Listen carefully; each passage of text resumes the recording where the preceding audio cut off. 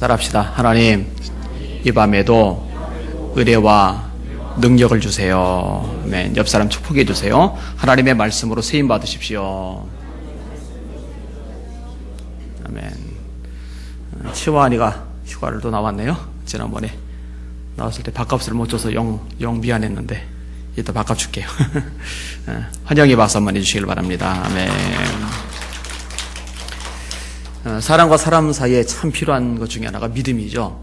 서로 믿어주는 것만큼 큰 힘이 되어주고 소망이 되어주고 또 변화를 일으키는 것은 별로 없습니다. 어떤 글 하나를 인용을 해드릴게요. 두 여자가 있습니다. 한 여자는 거의 완벽에 가깝고 한 여자는 부족함이 많았습니다. 이 두 여자가 비슷한 시기에 결혼을 했습니다. 거의 완벽한 아내와 살게 된 남자는 복이 터졌다고 생각했습니다. 그런데 결혼하고 보니 완벽함 속에 부족함이 몇 개 보였습니다. 단점만 보완한다면 정말 최고의 아내가 될 것 같았습니다. 그래서 다음 날부터 지적하기 시작했습니다. 여보, 내가 그거 좀 고치라고 했지. 완벽한 여자로 만들기 위해 매일 지적하기 시작했고 여자는 매일 잘못한 점을 지적받아야 했고 급기야 스트레스로 우울증이 걸렸고 인생 살맛을 잃었습니다. 반면 부족함이 많은 여자와 결혼한 남자는 여자를 보니 한두 가지 고친다고 될 문제가 아니었습니다. 그래서 웬만하면 칭찬하고 넘어가기로 했습니다. 여보 참 잘했네. 당신도 생각보다 센스가 있네. 늘 칭찬하기 시작했고 칭찬받은 아내는 자신감이 생기고 얼굴에 생기가 돌고 살맛이 났습니다. 부족함이 많은 이 아내는 점점 아름답고 완벽해져 갔습니다. 누가 이렇게 만들었습니까? 지금 내 주변을 보십시오. 부족함이 많은 사람들이 있습니까? 완벽함이 많은 분들이 있습니까? 화단이 심겨진 꽃도 가꾸어줘야 하듯 부족해도 기다려주고 인정해주고 칭찬해주면서 잘 가꾸어주면 가장 빛나는 보석이 될 것입니다. 내 주변의 사람들은 하나님께서 내게 원석으로 주셨습니다. 내가 잘 다듬으면 진귀한 보석으로 새로워질 것입니다. 부족한 사람을 나같이 부족한 사람에게 주신 것은 나로 하여금 보석되게 하기 위해 맡겨주신 것입니다. 더욱이 나 또한 다른 사람 보기에 아주 부족한 사람임을 잊지 말아야 하겠습니다. 나는 부족한 원석이지만 주님 사랑 안에서 보배롭고 존귀한 보석이 될 것입니다. 참 의미 있는 글이라고 생각을 합니다. 일본 동경호주에 자마라는 작은 도시가 있었답니다. 그곳 교회에 미하다 요시오라는 믿음전 성도가 있는데 입으로만이 아니라 삶으로 하나님의 사랑을 실천하는 참 좋은 성도였습니다. 이분이 위치가 꽤 있어요. 상공회에서 부회장입니다. 그 다음에 커다란 목재상을 운영을 합니다. 근데 희한한 거는요, 이분이 운영하는 목재상 안에 일하는 일꾼들의 구성비가 좀 이상한 사람들로 가득 찼다는 겁니다. 다른 회사에서 채용하지 않은 장애인들, 그런 사람을 채용한 거예요. 적응이 잘 안 돼서 문제를 일으켜서 쓰지 않는 사람들, 그런 사람들을 많이 가져다 쓴 거예요. 이것 때문에 칭송을 많이 받고 신문에 나가기도 했습니다. 그래서 그 이름이 전국에 알려지게 되었습니다. 근데 한 번은 이분에게 편지가 왔어요. 편지 내용이 이렇습니다. 저는 반평생을 교도소에서 살아온 전과 21범의 전과범입니다. 조금만 있으면 출소를 하게 되는데 저 같은 사람도 당신 목재소에 채용해 주시겠습니까? 가족들 간의 회의가 시작이 됩니다. 이 사람이 전과 21범이긴 하지만 나오면 또 죄를 짓고 또 죄를 지으니까 우리가 생활 대책을 마련해 줘야 되지 않겠느냐. 안 그러면은 전과 22범이 되지 않겠느냐. 그래서 편지를 들고 교도소장을 찾아갑니다. 근데 교도소장이 고개를 흔드는 거예요. 이 사람은 안 됩니다. 이 사람은 가망성이 없습니다. 이 사람 쓰면은요 반드시 후회할 일이 생길 겁니다. 그리고 이 사람 앞에 절대로 돈 보이면 안 됩니다. 돈 반드시 훔쳐갑니다. 하여튼 내가 만나보고 결정하겠다라고 생각한 분이 그 절도범을 만났어요. 그리고 교도소에서 나오면 찾아오라고 그럽니다. 그래서 찾아왔어요. 그리고 채용을 했어요. 교회도 다니기 시작을 합니다. 근데 그의 생활이 변화가 되는 거예요. 그 사장이 그 사람에게 맡긴 역할이 뭐였을까? 대패질, 도끼질, 톱질? 아니요, 그걸 맡기지 않고 금전출납고를 맡겨버렸어요. 그러니까 이 21범이 너무 충격을 받는 거예요. 그리고 아는 거예요. 아, 이분은 진짜 나를 믿어준다. 그리고 그것이 삶 속에 변화를 일으키기 시작한 거죠. 제가 제일 좋아하는 이야기가 누가복음 19장이라고 그랬죠. 삭개오를 찾아가셨던 예수님. 그 예수님이 삭개오를 변화시킨 것은 질책이 아니었죠. 사랑이었죠. 있는 그대로 용납해 주는 마음이었죠. 저를 그렇게 변화시켜 주신 예수님이시고, 저는 그 장면을 참 좋아합니다. 제가 아직도 거친 면이 있지만, 아직도 좀 너무 원칙적인 면이 있지만 그래도 많이 바뀌었다고들 그래요. 더 바뀌어갈 겁니다. 그런 예수님의 모습으로 말입니다. 여러분, 서로가 서로를 바라볼 때요, 틀렸어라고 단정을 지어버리면 더 이상 기회는 없는 겁니다. 상대방도 그걸 알아요. 그 눈초리를 알아요. 그 마음을 알아요. 그런데 끝없이 믿어주고 사랑해주면 상대방도 느낍니다. 그리고 상대방이 내게 기대해주는 것만큼, 나에게 바라주는 만큼 거기에 맞춰주고 싶은 마음이 생겨요. 이것이 사람의 모습이거든요. 서로서로 믿음이 가득한 예수님께 되기를 주님의 이름으로 축원합니다. 실수 있죠. 잘못 있죠. 속상할 때 있죠. 열받을 때 있죠. 기분 나쁠 때 왜 없겠어요? 여러분, 목사인 저는 없을 것 같아요? 성도들 중에 속 팍팍 긁는 사람들 있어요. 서로 간에도 있어요. 그럴 때 주님의 마음을 본받아 서로 믿어줄 수 있기를 주님의 이름으로 축원합니다. 자, 이 사람과 사람 사이의 믿음 참 중요합니다. 근데 이거 이상으로 중요한 게 뭐냐면은 하나님을 하나님으로 정말 믿어드리는 것. 이거 정말 중요합니다. 예수님께서 칭찬하신 사람은요, 100% 믿음의 사람입니다. 마태복음 8장 5절 이하에 백부장이 나옵니다. 종 때문에 예수님을 찾아왔죠. 중풍병으로 시름시름 앓는 거예요. 죽어가는 거예요. 예수님께 찾아온 거죠. 고쳐달라고. 예수님이 내가 지 집에 가서 고쳐주겠다 그러니까, 예수님, 저는 제 집에 오심을 감당하지 못하겠습니다. 말씀만 하십시오. 주님의 말씀하시면은 능히 고칠 수 있다는 거 제가 압니다. 예수님이 이렇게 말씀을 하십니다. 내가 진실로 너에게 이르노니 이스라엘 중 아무에게서도 이만한 믿음은 만나보지 못하였노라. 그리고 고쳐주세요. 이런 이야기가 성경에 계속 납니다. 마가복음 15장에는요, 수로보니게 여인 나오죠. 무시를 당하는데 그럼에도 불구하고 예수님을 붙잡아요. 붙잡는 이유는 믿음이 있기 때문입니다. 주님이 말씀하세요. 여자야, 네 믿음이 크도다. 네 소원대로 되리라. 할렐루야. 네 믿음이 크도다. 할렐루야. 이런 소식을, 이런 소리를 여러분도 들으실 수 있기를 주님의 이름으로 축원합니다. 거꾸로 예수님이 책망하신 것, 참 속상해 하신 것, 이것은요, 거의 대부분 믿음 없음과 연결이 이루어져 있어요. 마태복음 6장에 주님이 이렇게 말씀하십니다. 목숨을 위하여 무엇을 먹을까? 몸을 위하여 무엇을 마실까? 무엇을 입을까? 염려하지 말라. 목숨이 음식보다 중요하지 아니하며 몸이 의복보다 중요하지 아니하냐. 공중의 새를 보라. 심지도 않고 거두지 않고 창고에 모아 들이지도 아니하되 너희 천부께서 기르시나니 너희는 이것들보다 귀하지 아니하냐. 들의 백합화를 봐라. 길쌈수고 아니하지만 내 하나님께서 입히신다.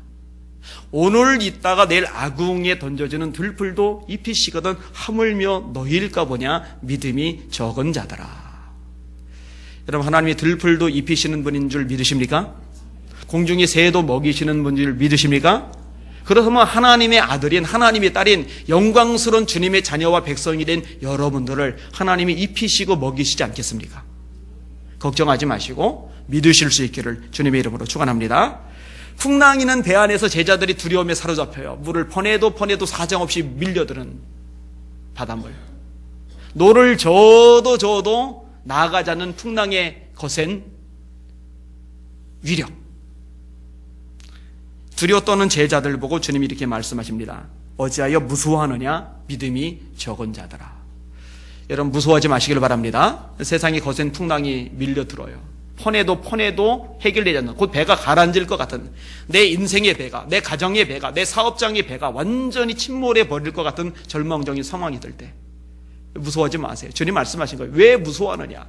믿음이 적은 자들아. 주님이 그 배에 함께 하셨거든요. 여러분, 주님이 여러분의 인생에 함께 하시는 걸 믿으십니까? 정말 믿으십니까? 그럼 두려워하지 마시길 바랍니다. 여러분의 가족과 주님이 함께 하심을 믿으십니까? 그럼 두려워하지 마시길 바랍니다. 이거 두려워할 때 주님이 믿음 없다고 책망을 하시는 거예요.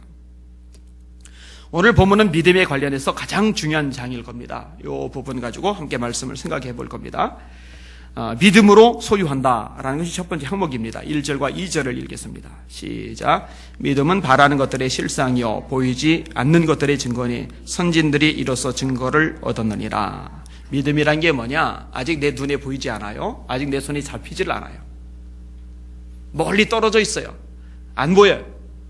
그런데 내 손에 잡힌 것처럼 내 눈에 보이는 것처럼 반응하는 것, 그것이 믿음이다. 아직 내 손에 있지 않지만 내 손에 있는 것처럼 생각하고 선포하고 살아가는 것, 그게 믿음이다 라고 성경은 말씀해 주고 있습니다. 요셉의 꿈은요 헛된 꿈같이 보입니다. 상황은 점점 악화가 됩니다. 구덩이에서 노예로, 노예에서 감옥으로. 그럼에도 불구하고 하나님이 주신 꿈이기 때문에 놓지 않고 붙잡고 있는 거예요. 그것이 이루어질 것이라고 확신하는 거예요. 다윗도 이런 과정을 거쳤죠. 성경이 많은 인물들이 이런 과정을 거쳤습니다. 시편 3편은요 다윗의 시편입니다. 다윗이 이렇게 고백을 합니다. 여호와여 나의 대적이 어찌 그리 많은지요 나를 치는 자가 많소이다. 진짜 다윗은 대적이 많았거든요. 많은 사람이 있어 나를 가리켜 말하기를 저는 하나님께 도움을 받지 못한다 하나이다. 여러분 주변 사람들이 너 예수님 믿는다며 하나님 믿는다며 근데 왜 그렇게 살아? 이러면 마음 상하거든요. 다윗이 그런 소리 듣는 거예요. 그런데 3절에 전혀 논조가 달라집니다. 여호와여 주는 나의 방패시요 나의 영광이시요 나의 머리를 드시는 자니이다. 축 처져 있는 어깨. 그런데 하나님은 이 머리를 도로 들게 하실 수 있다는 거예요. 이거 뭐예요? 믿음이죠. 믿음. 하나님을 바라보는 거잖아요. 내가 나의 목소리로 여호와께 부르짖으니 기도하는 거죠. 그가 성산에서 응답하시는도다. 내가 누워 자고 깨었으니 여호와께서 나를 붙드심이로다. 천만인이 나를 둘러 치려하여도 나는 두려워 아니하리로다. 여호와여 일어나소서 나의 하나님이여 나를 구원하소서. 주께서 나의 모든 원수의 뺨을 치시며 악인의 일을 꺾으셨나이다. 구원은 여호와께 있사오니 주의 복을 주의 백성에게 내리소서. 이 시편 제일 윗부분에 뭐라고 써있냐면은 이렇게 기록이 되어 있어요. 다윗이 그 아들 압살롬을 피할 때에 지은 시. 아들이 죽인다고 쫓아들고 도망자 신세가 되었으니 사람들이 비웃는 거죠. 너 하나님 믿는다며. 네 하나님 어디 갔어? 그런데 그 정도면 진짜 하나님이 이거 뭐고 기도고 뭐고 다 주저앉고 포기할 만한데 그럼에도 불구하고 하나님 당신은 여전히 내 방패입니다. 하나님 당신은 여전히 내 영광입니다. 하나님 당신은 여전히 제 머리를 들어주시는 분이십니다. 이게 뭐예요? 여기 믿음이라는 거죠. 그리고 믿음대로 되는 겁니다. 두 번째 부분은 창조를 믿음으로 안다는 거죠. 3절을 같이 읽을게요. 시작. 믿음으로 모든 세계가 하나님의 말씀으로 지어진 줄을 우리가 아나니 보이는 것은 나타난 것으로 말미암아 된 것이 아니니라.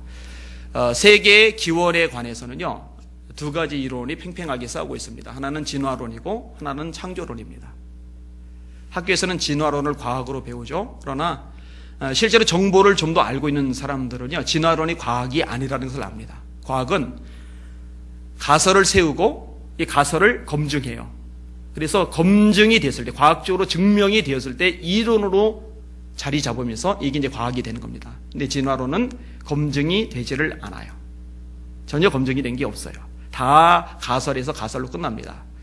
옛날에 우리 교과에서 배웠던 시조새, 이 시조새가 진화의 핵심적인 증거라고 배웠었는데 지금이 와서는 진화론자도 시조새 자체를 인정은 안 합니다. 그거 가짜거든요. 그 외에 이제 많은 것들을 들 수가 있어요. 또 다른 이론은 창조론입니다. 하나님께서 천지만물을 당신의 계획대로 지으셨다. 그래 예수 믿는 사람들은 그걸 믿죠. 창세기 1장을 믿잖아요. 태초에 하나님이 천지를 창조하시니라. 땅이 혼돈하고 공허하며 흑암이 깊음에 있고 하나님이 쉬는 수면에 운행하시니라. 하나님이 가라사대 빛이 있으라 하심에 빛이 있었고 그 빛이 하나님의 보시기에 좋아하더라. 그래서 6일간 천지를 창조하시고 7일째 일어날 안식을 하셔요. 우리는 그거를 믿고 받아들이는 사람입니다. 뉴턴이 아니라는 견해도 있습니다만 어쨌든 이 뉴턴이 태양계의 모형을 누군가 시켜서 만들었어요. 아주 정교하게 만들었어요. 무신론자 친구, 과학자 친구가 찾아왔습니다. 그리고 놀러 왔다가 그 모형을 봤어요.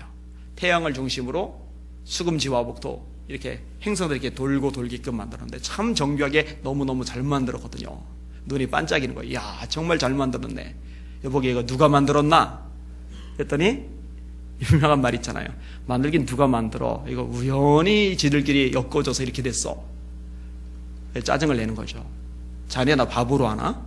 이렇게 정교한 것을 누군가 만들지 않았다면은 어떻게 이게 우연으로 만들어진단 말인가? 그때 했던 말이 있죠. 이렇게 이건 엄청나게 큰 우주의 작은 모양에 불과하네. 이렇게 간단한 장난감조차도 우연히 만들어질 수 없고 누군가가 설계하고 만든 사람이 있다면은 이보다 비교할 수 없을 만큼 정교한 이 우주가 우연히 만들어졌다는 게 말이 되겠는가? 상당히 재미있는 얘기라고 생각을 합니다. 그런데요, 그럼에도 불구하고 과학적인 방법으로 천지창조를 증명하지는 못합니다. 이거는 과학을 넘어서는 일입니다. 천지창조 때 인간은 존재조차 안 했거든요. 무슨 수로 그 비밀을, 무슨 수로 그 신비를 밝혀낼 수 있겠습니까? 다만 우리는 아는 거요. 하나님 창조하셨다. 믿음으로 모든 세계가 하나님의 말씀으로 지어진 줄을 우리가 아나니 나타난 것은 보이는 것으로 말미암아 된 것이 아니니라. 교부들 중에 토틀리안이라는 유명한 교부가 있습니다. 이분이 했던 말이 있어요. 나는 믿기 위해서 아는 것이 아니다. 알기 위해서 믿는다. 이게 기독의 신비이기도 한데요. 믿을 때 비로소 보여지고 알게 되는 것들이 있어요. 그럼 이제 확실해지는 거죠. 근데 믿기 전까지는 죽었다 깨도 안 보이고 죽었다 깨도 깨달아지지 않는 신비의 영역이라는 게 있어요. 그래서 바울 사도도 신령한 것은 신령한 것으로 분별한다고 말씀하고 있죠. 이 세상적인 잣대, 과학의 잣대로 신앙의 신비를 다 설명할 수는 없는 겁니다. 이 모든 만물의 창조주 하나님 한 분뿐인 걸 확신하시고 요동하지 마시길 주의 이름으로 축원합니다. 사실 창세기 1장 1절을 믿으면 나머지 성경의 모든 내용들을 받아들이는 것은 아주 쉬운 일입니다. 천지 만물을 말씀으로 창조하신 하나님 아버지께 능치 못할 일이 어디 있겠습니까? 세 번째 부분, 믿음으로 드려지는 예배에 대해서 말씀을 합니다. 4절을 같이 읽을게요. 시작. 믿음으로 아벨은 가인보다 더 나은 제사를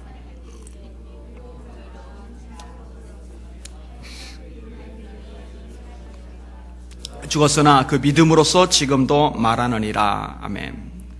결론부터 말하면요, 하나님은 믿음이 없는 예배는 받지 않으십니다.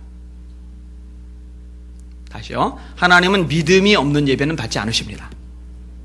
그리고 제가 수없이 강조하는 내용들이죠. 예배는 내가 은혜를 받았느냐 안 받았냐는 본질이 아닙니다. 이거 놓치지 마세요.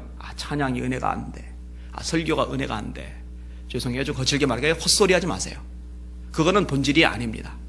본질은 뭐냐면은 하나님이 내가 드리는 예배를 받으셨느냐 받지 않으셨느냐, 이게 본질입니다. 내가 은혜를 엄청 받은 것 같은데 눈물 콧물 다 쏟았는데 하나님 편에서 하나님이 받으실 만한 예배가 아니라면은 그 예배는 예배가 아닌 거예요. 다시 말합니다. 내가 은혜를 받는 게 본질이 아니라 하나님이 내 예배를 받으시는가 받으시지 않는가, 이게 본질입니다. 가인과 그 제사는 연락지 않으시고 아벨과 그 제사는 연락하셨어요. 예수님은 예배에 대해서 아주 명확하게 말씀하십니다. 하나님은 영이시니 예배하는 자가 신령과 진정으로 예배할 때가 오나니 곧 이때라. 아버지께서는 이렇게 자기에게 예배하는 자들을 찾으시느니라.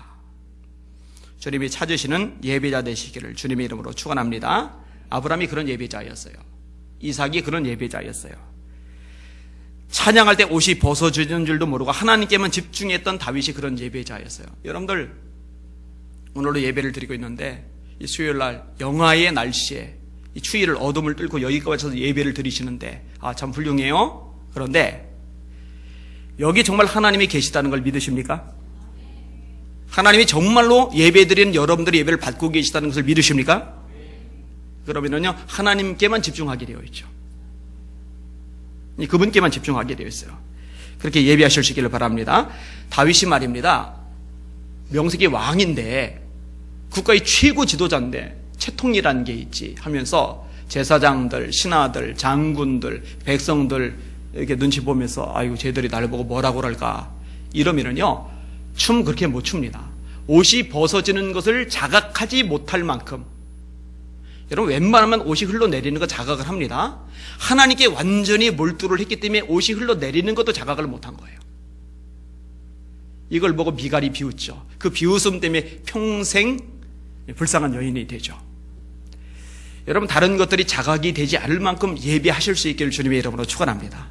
근데 우리 산만이 우리 정신이 너무 산만해요. 막 앞사람만 좀 이렇게 왔다 갔다 해도, 누가 좀 거슬려도, 누가 옷차림만 좀 이상해도 거기 쳐다보고 거기 집중하고 거기 신경 쓰느라고 하나님을 예배하는데 온전하게 예배하지 못할 때가 많아요. 이런 것들을 바꿔가셔야 합니다. 성장해 가시는 여러분들이 되셔야 합니다. 네 번째 부분은 믿음으로 들리온 에녹에 대해서 이야기를 합니다. 5절을 같이 읽을게요. 시작. 믿음으로 에녹은 죽음을 보지 않고 옮겨졌으니 하나님이 그를 옮기심으로 다시 보이지 아니하였느니라. 그는 옮겨지기 전에 하나님을 기쁘시게 하는 자라 하는 증거를 받았느니라. 여러분 죽음을 보지 않고 들림받았던 사람이 성경에 딱 2명이 나오죠. 하나는 에녹이고 하나는 엘리야입니다. 그리고 지금 본문은 에녹에 대해서 이야기를 해주고 있습니다. 그 에녹의 특징은요, 하나님과 동행한 사람이라고 묘사가 됩니다. 하나님과 동행한 사람. 창세기에 나오죠.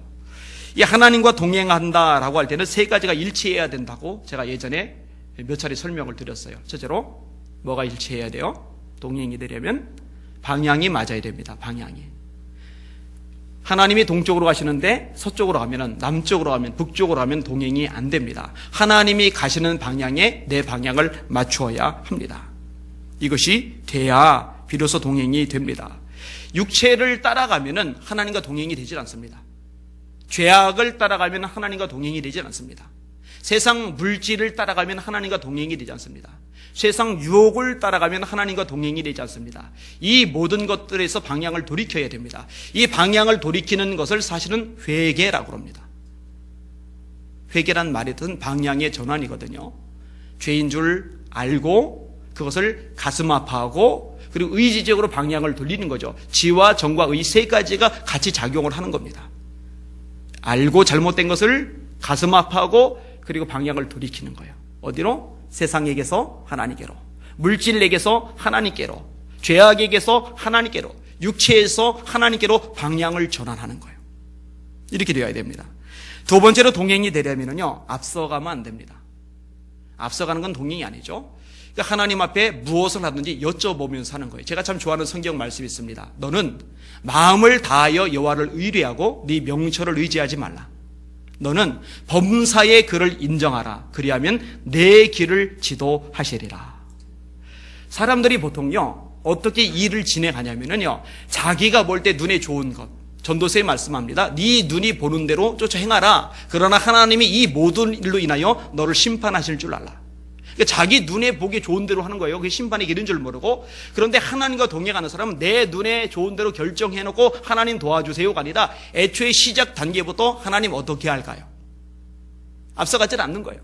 내가 결정해놓고 도와주세요가 아니라 결정하기 전에 하나님 어떻게 하면 좋겠습니까? 하나씩 여쭤가면서 발걸음을 내딛는 거죠. 이게 동행이거든요. 이런 것으로 성도의 삶을 점검을 해보면요, 한국계 수많은 그리스도인들 중에서, 기독교인들 중에서 정말 하나님과 동행하는 사람들은 극소수일 겁니다. 왜냐하면 대개는 자기 눈이 보는 대로 이미 결정을 내려놓고 그 다음에 하나님의 도우심을 구하는 이 패턴으로 가고 있거든요. 여호수아도 그렇게 했다가 실수했잖아요. 3번째는요, 너무 뒤처져서는 안 됩니다. 바짝 따라가야 되죠. 예수님 부인하지 않겠다고, 죽는 데까지 따라가겠다고 말해놓고는 사람들이 두려워서 멀찍이 예수님을 따르던 베드로는 예수님을 부인할 수밖에 없는 거예요. 여러분들 멀찍이 주님 따라가지 마시고 바짝 따라가실 수 있기를 주님의 이름으로 축원합니다. 요즘은요, 옛날의 성도들하고는 좀 달라요. 심지어는요, 신학생들도 달라요. 아니요, 어찌 보면 목회자들도 달라요. 정말 전력을 다해서 주님을 바짝 따라가는 것이 많지는 않은 것 같아요. 사정 봐가면서, 몸 사려가면서, 이것저것 계산하고 따져가면서 멀찍이 따라가는 일들이 참 많은 것 같아요. 바짝 주님을 따라가는 저 여러분들 되시기를 주님의 이름으로 축원합니다. 창세기 5장에요, 24절에 에녹이 하나님과 동행하더니 하나님이 그를 데려가심으로 세상에 있지 아니하였더라.